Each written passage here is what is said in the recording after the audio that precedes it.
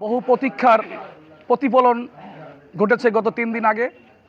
নারায়ণগঞ্জের সাহসী এক ছাত্রনেতা,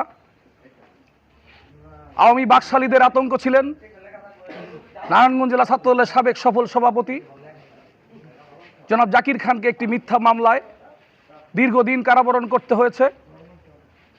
মহান আল্লাহ পাকের কাছে লাখো কোটি শুকরিয়া আদায় করছি।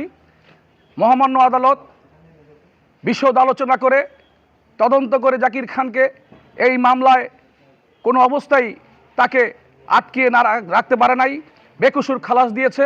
এজন্য আমি মহান আল্লাহ পাকের কাছে আরও লাখো কোটি শুকরিয়া আদায় করছি।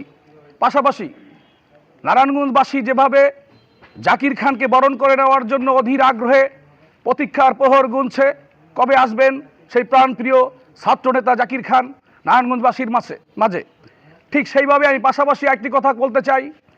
অতীতের ভুল ত্রুটি সকল পর্যালোচনা করে আগামী দিনে জাকির খান নারায়ণগঞ্জের সুষ্ঠু রাজনীতির প্রতিষ্ঠিত করবে, এই আশাবাদ ব্যক্ত করছি।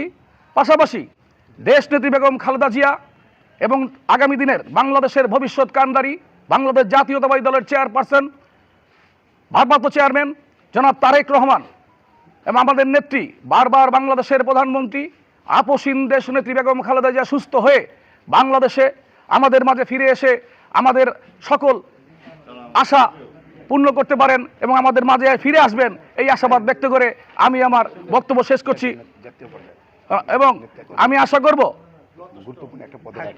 জাকির খানকে নারায়ণগঞ্জ মহানগর বিএনপিতে একটি গুরুত্বপূর্ণ পদে রাখার জন্য আমি জাতীয় কেন্দ্রীয় নেতৃবৃন্দের কাছে জোরালো আহ্বান জানাচ্ছি। এই বলে আমার বক্তব্য শেষ করছি। খোদা হাফেজ। বাংলাদেশ জিন্দাবাদ, জাতীয়তাবাদী দল জিন্দাবাদ, এনায়েতনগর ইউনিয়ন বিএনপি অঙ্গ সংগঠন জিন্দাবাদ।